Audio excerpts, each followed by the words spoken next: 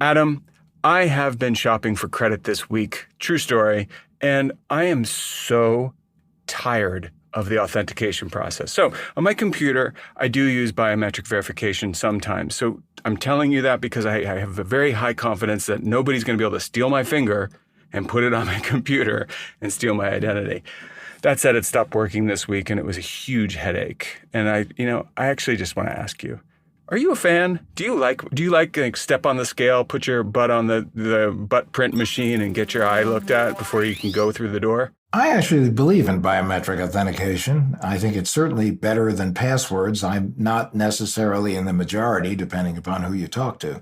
This is the future. This is where we're going. Now, there are bumps in the road to get there, and sometimes the issue is that you have so much authentication on a particular account that you can barely get in. Hello? Travis, you raised a red flag today about biometrics. What was that all about? Well, there's a company that had gotten a lot of contracts with state governments for their unemployment benefits, saying that you have to supply biometric information to be able to collect your benefits. Uh-huh. And even just like about 2 minutes of research there, I saw hundreds and hundreds and hundreds of complaints from people saying, I can't access my benefits. This service isn't working. And naturally, if you go to the service's website, they say it's completely secure. It works. It's 100%. And then obviously the reality for a lot of people, especially ones who are, really need to collect that, their benefits, to pay their rent or buy food, are finding that, it's not all it's cracked up to be. Now, it doesn't work, or it is being, targeted by criminals. It doesn't work is what people were complaining about. Just not at all. And they said, that they were having to contact tech support and that they couldn't get in touch with tech supports. And so many people were having difficulties with it. So yeah, biometric authentication, in a lot of ways, it's more secure than passwords. In passwords, we obviously know that there are a lot of limitations there, but be careful if you're going to think that it's going to be the end all be all for being able to secure your account or to be able to protect your identity. My other thing on that, Adam, is we both use biometric authentication, but in my case, and I bet in your case too, there is still a password on that account. Oh, no, there is a password, and the biometric authentication is simply part of multi-factor authentication. One factor is the password, and the second factor is either a code sent to a mobile device or some biometric feature that site is or device is using. I'm Adam Levin, and welcome to What the Hack. I'm the former director of the New Jersey Division of Consumer Affairs, the founder of Cyber Scout, and the author of Swiped, How to Protect Yourself in a World Full of Scammers, Phishers, and Identity Thieves. And I'm Beau Friedlander, cyber-interested human being who likes to talk to Adam about anything having to do with scam, fraud, online crime, you name it, I'm there. I'm Travis Taylor, resident cybersecurity expert and occasional voice of God. I guess its time has come, but it has not arrived to all the people who might be using it and needing it right now. That's kind of what I'm hearing, right, Trav? Yeah, pretty much. And the main thing to keep in mind, too, is that if your password gets breached, you can change it. If your biometric identification or information gets breached for whatever reason, you can't go out and get a new finger. Well, a terrifying thing also is there was a story quite a while ago that when someone was holding their hand up to a camera, it was possible for certain cameras to capture enough information to recreate the whorls on your fingers and steal your fingerprint, thereby being able to get into your... I think I might have made it up. I might have been sleeping and dreaming that. But am I making it up, Adam? That actually did happen. Wow. As a matter of fact, it was in the context, believe it or not, of the Boy Scouts of America. No. When they do that sign. Nanu. When they do the Boy Scout salute, essentially, it was recommended that they not show their fingerprint side of their fingers to any camera because of the possibility that there could be a replication of that image. It gets even weirder. Some people found out that they could get around a retinal scan by printing out a picture of someone else's eye and then attaching it to a contact lens. Wow. And you know about that MasterCard was testing a system where, as part of verifying who you were for the purpose of making a charge, that you would take a selfie, but that you would have to blink to prove proof of life. Wow. The moral to the story is love your passwords, change them, use password managers, and don't assume that biometric verification is the be-all, end-all. It's coming. It's evolving. We just haven't quite gotten there yet. And wear gloves. And dark glasses. That's awesome. Hey there, campers. Look, if you have a story about being a victim of a hack, we'd love to hear about it. Give us a call at 623-252-1828. That's 623-252-1828, or email stories@whatthehackpod.com. So, hey, Bo, today I want to introduce you to somebody who's very special to me. Now, this show for a long time has given new meaning to the concept of friends and family. But today we have somebody who's family and a friend. So let me introduce you to my sister-in-law, Christen Harvey. Hey, Christen. Hi. Christen, so I have heard a little bit about you from just being part of the family. And I have to ask you, are you also a bodybuilder like your sister? I am not a bodybuilder. I do love to work out, but I do a lot more cardio than she does. She's more in the weight department, and I like to run and hike and, Colorado things. Oh, you're from Colorado. So where in Colorado are you from? So I live south of Denver in a suburb called Highlands Ranch. Got it. And what do you do there? So I work part-time at home. I have 3 kids, 12, 9, and 7. So running sports and activities and school and all that stuff. That sounds like a ton. You run up there. I'm curious. So you may not be a bodybuilder, but if you're running up there, I imagine, do you ever come to lower climbs like where I am in New York City and run? Yes, and it's much easier. It is. You must feel like you just pass everybody like they're not even moving, right? Right. But it's different because it's humid there. So if I run in New York, I sweat so much. But in Colorado, it's really dry. So I can run the same distance and feel like I'm having a harder workout there because I sweat. But here it just dries up while you're running. Oh, man, there's that. So I have to, since I have you here, I have to ask, do you have any funny Adam stories? Because I would love to hear something. You can embarrass him if you want.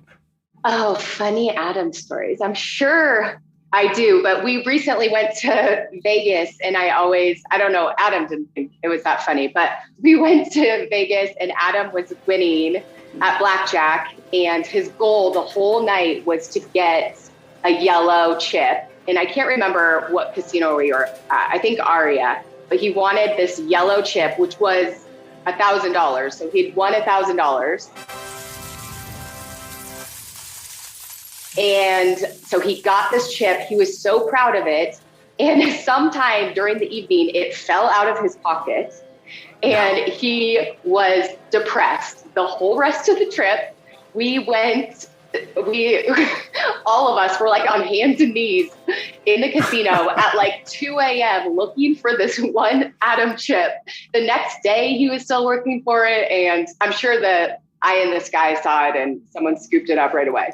Adam, oh, poor Adam. Are you still looking for it? Tell the truth. Do you wake up every morning and think, oh, it's here. It's not Actually, there. every morning I look under the bed. I look under the sink. I look in every pair of pants I own. Every time we go to Vegas, my quest is to figure out a way to at least win that $1,000 chip back. Unfortunately, I think I've contributed more than I've actually received of late at the casino. So if we weren't just on audio, I would pull this lovely little yellow chip from behind your ear. But alas, you're in Arizona, I'm in New York, and that's not going to happen. So, Christen, you have been a victim of a scam, from what I understand. I think I just want to start at the beginning of the story.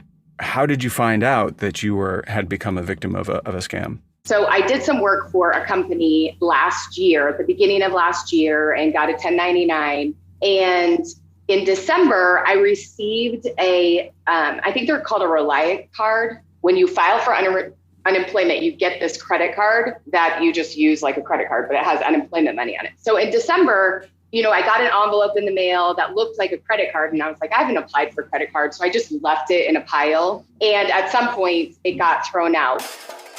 Well, in January, I got an email from that company that I had been a contractor with, and they said, there's been a lot of Colorado unemployment theft, and we've had a couple people that have worked with us that have said someone has filed in their name, so you need to check and see. And basically, they gave me a list of things. They said, check your credit regularly, and if you've received a Reliant card for Colorado unemployment benefits, and you didn't apply, this might be a problem. And I was like, oh, that's weird. I first went in and checked my credit, and I'm like, there's nothing on there, nothing new. And I was like, so it seems fine. But I was like, I did get that card in the mail in December, but I had thrown it away. So the first thing I did is I called the Reliant card company and said, hey, I need to see if there's a card in my name. And they were like, well, give me your card number. And I said, well, I don't actually have a card.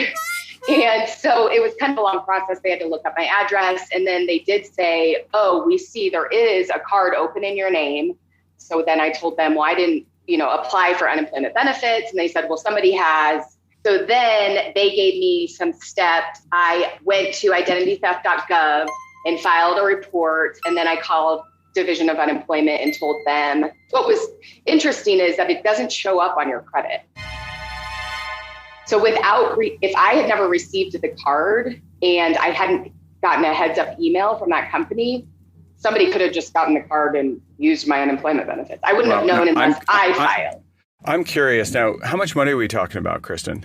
I don't know, but I think at the time there was $3,000 on the card available. Now, I don't know if it would have been more or if that was just for a 6-week period or what. But they hadn't actually used the money because the card, they probably tried to get the card sent to their address and it came to mine.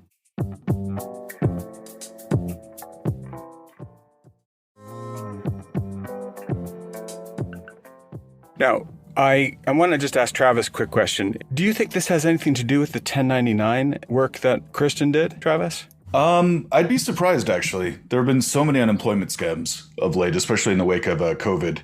That it could have been the 1099, but it could have been anything else. It could have just been that her name had been exposed in a breach already, and that someone just got a hold of her contact information. Adam, how often are you telling everyone you know to check Have I Been Pwned? Pretty much every hour. In case you don't know what Have I Been Pwned is, it's a website that lets you check your email address, phone number, or even passwords to see if they've been breached or otherwise compromised. Simply go to haveibeenpwned.com. That's PWNED.com. And you can access it from any web browser. It's a situation where, unfortunately, there has been hundreds of billions of dollars now that have been compromised as a result of these unemployment compensation scams, on top of every other scam, because scams went totally crazy during COVID. But these scams are particularly pernicious because they're usually using information that has been gathered up, scraped up from the billions of records that have been exposed over the past few years as a result of breaches and compromises. And in this particular country, it's gone wild. I mean, I know at one point the state of Washington was facing hundreds of millions of dollars worth of fake claims. It's estimated that 10% of all unemployment compensation filings are fraudulent. And the Office of Inspector General claims now that they have helped states return about $565 million that were stolen as a result of these unemployment compensation scams. God, what could be worse? Now, Christen, did it get worse, or is that all that happened? Once I filed with identitytheft.gov, they did a little bit more research and said, well, did you possibly file in the state of Ohio for benefits? Whoa. And I was like, no, I've never lived in Ohio. I've never worked in Ohio or worked for an Ohio company. So then they had to go down the route of looking in Ohio if anyone, and I only received one card. So they said, well, it's a chance that now somebody really does have the card in Ohio. But again, no money at the time had been actually used, but I wouldn't have known. I mean, I don't know. And you haven't been going to Ohio for like the Columbus, the Akron Marathon or anything? You haven't No. No. I haven't been there in, I mean, maybe my childhood once, but so that was kind of weird. So Adam, sounds to me like Christen's information must have been, as you say, just in one of these huge dragnets of data that have been stolen or compromised over the years, right? You know, either it's a breach like that, or many companies have experienced situations where W-2 forms have been stolen and the information behind it. And it could be something as simple with a company as somebody got an email from, they thought it was a boss, and the boss was asking, I need information to back up the W-2 forms that we sent out, except it's not the boss, it's a scammer. So spear phishing. There have been spear phishing, imposter scams with this. And the way most people generally find out they're victims of this unemployment compensation fraud is either they apply for unemployment compensation benefits and are denied because they're notified that someone's already collecting their unemployment benefits and the state thought it was them, or their company contacts them and says, this is very strange because we've been notified that you're receiving unemployment benefits, except you're not unemployed, you're working for us. And so this has been a real epidemic in this country, and it's up something like 40,000% based on what's going on with COVID. I feel like, Adam, you've been paying a lot more attention to these stories since the shelter-in-place stuff began with the pandemic than I have. So I'm not really up to speed on like what one does and how you can protect yourself. Because as far as I know, I may also have somebody collecting unemployment on my behalf. Does it show up in your taxes? Does it show up anywhere later on in the year? Well, it could potentially show up in taxes because the receipt of unemployment compensation benefits, depending upon which benefits they are, they could be taxable. Right. That's one. It could show up in your credit report, but not really related to the unemployment benefit scam. But it could show up because someone has enough of your information that they then open accounts in your name, get medical treatments in your name. Their children are compromised. So that's another way it could show up, where you get notification from bill collectors or medical bills or something like that, which again is collateral to all of this. Christen, have you checked your credit report to see if you've had any other kind of incursions into your credit or your financial accounts? Yes, I did right away. And then I put them all on alert so that now they're going to be closely watched for the next year, but nothing had shown up. So if I was unemployed and I tried to, that was the biggest thing, is what if I had lost my job and I worked full time and then my benefits were already being used by somebody else and I had no benefit. And that's happened to many people, and it's terrifying. And they have to go through the agony of dealing with the state unemployment compensation folks. And, many states have implemented ways to make it easier for people to notify the state if they become victimized by this. And the federal government is also involved in helping where it can. But also this goes back to the cyber hygiene basics anyway, which is, the 3 M's that we've talked about. And that is, how do you minimize your risk of exposure, reduce your attackable surface, which means long and strong passwords, two-factor authentication when you're dealing with any account. It means not clicking on links or opening attachments, not downloading apps that you haven't carefully researched. In addition, monitoring your credit scores, putting transaction alerts on your financial accounts. These are things, and then also having a plan to manage the damage. And a lot of people don't realize, and we talked about this on the show, that many insurance companies, financial institutions, and employers offer programs to help you through identity incidents, I know in the case of CyberScout, there were many people that contacted the organization in order to get help, and they did receive help. And they can be super high touch too, those kinds of services. Absolutely. That call you. They're great services out there, but I'm just sitting here struck, like, whatever the opposite of a hierarchy is there a lowerarchy for like the scum, the pond scum that would go after somebody's benefits? I mean, when you were doing these calls, Christen, did they tell you anything about how you would, like, I'm just curious, like, what would a person do if they actually did need these benefits and they had been claimed by somebody else? Well, really, they kind of put you in a queue. I mean, they were helpful, Wow. but it was like, well, we'll do a little bit more research. And mostly since it looked like they hadn't collected, then it was kind of wrapped up. But if they had collected, I don't know what the process would have been.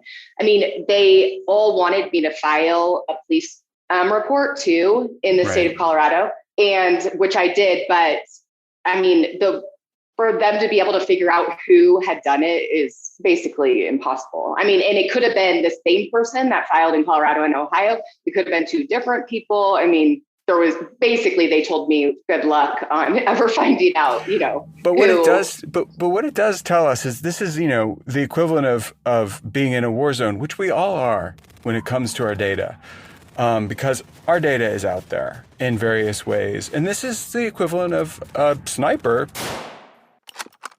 taking a shot at us. You get hit. The question is, what are they trying to accomplish? And in this case, it was this very narrow goal of stealing unemployment benefits, but it could be anything, and that's what to me is so terrifying. Well, as an example, if you want to talk about how scammers and hackers took advantage of the COVID disaster, first of all, in the unemployment area, because most people, due to lockdowns, weren't going into the office, and in many states, you find out that many people are back maybe one day a week, so things are backed up.